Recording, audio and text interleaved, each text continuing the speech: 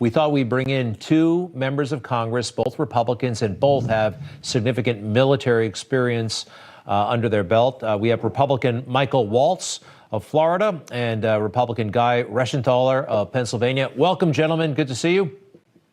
Thanks, Greg. Good to be with you, Greg. Congressman Waltz, I guess first to you.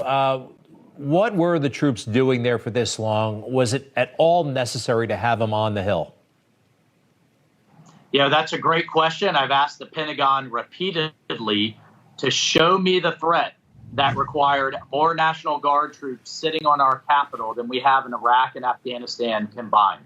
What is this massive horde that's coming over the horizon in a surprise attack that requires, on top of one of the most policed cities in the nation, to have a brigade's worth of soldiers? And keep in mind, Greg, these aren't active duty soldiers. They have real lives. They have jobs, businesses, families that they're away from for all this time. And importantly, the Guard is a strategic asset for domestic missions that the states really need. They've been used for COVID, for testing, for social unrest, natural disasters, and they still have to go overseas. They constitute about 30% of our force that goes overseas on deployments. And yet on top of all of that, they've been sitting on Fort Pelosi with no threat, staring at a fence for Lord knows what. And one could only guess for political optics, as you mentioned in your opening.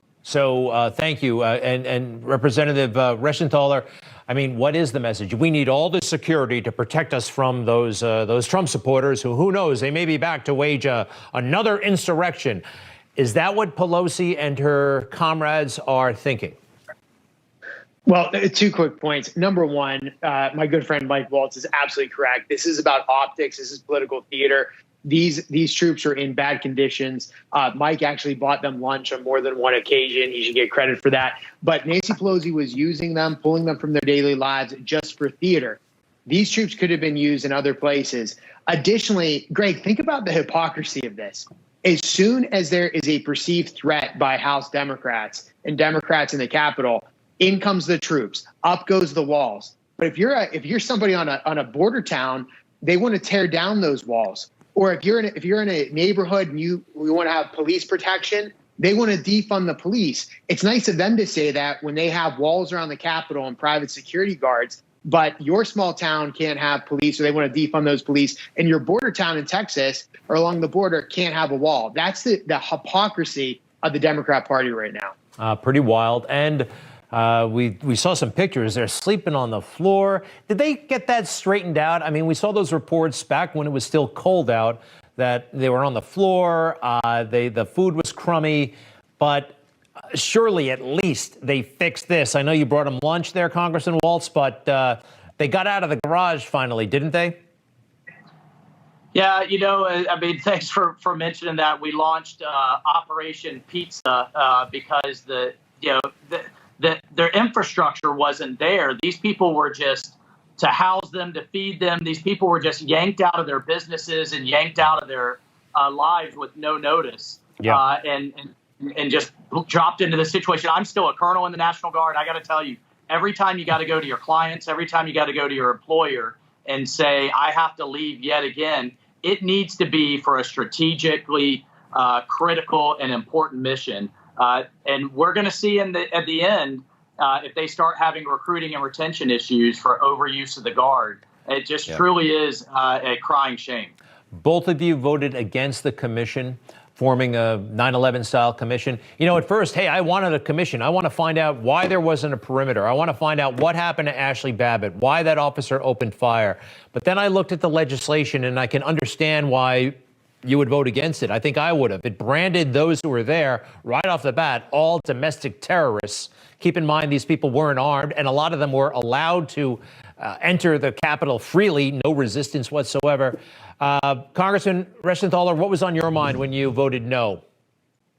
Well, to me, I saw this for what it is. It's just more political theater from Nancy Pelosi and the left.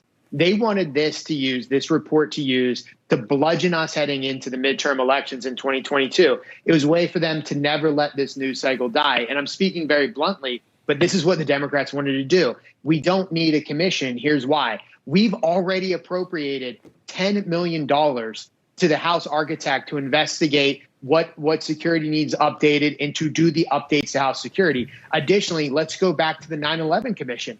The 9/11 Commission actually studied the vulnerabilities of the House. They found that it would take a very small number of terrorists to actually overtake the House of Representatives and the Senate. Yet, to my knowledge, very little was acted upon from the 9/11 Commission. So why don't we go back and visit the 9/11 Commission, take what recommendations are in there, take the $10 million that we've already appropriated, and take action from there. Let's not give the Democrats a weapon to use against us in 22. And let me just say this. This is not a bipartisan commission. There's going to be a Democrat head, a Democrat chief of staff, and that chief of staff will then decide who he or she wants on the team. You know, color me skeptical, but I'm pretty sure that every person on the team that's looking into this will be a Democrat. Gentlemen, I appreciate it so much. And by the way, Congressman, you were a JAG officer in the Navy. That's terrific. We all saw that in A Few Good Men.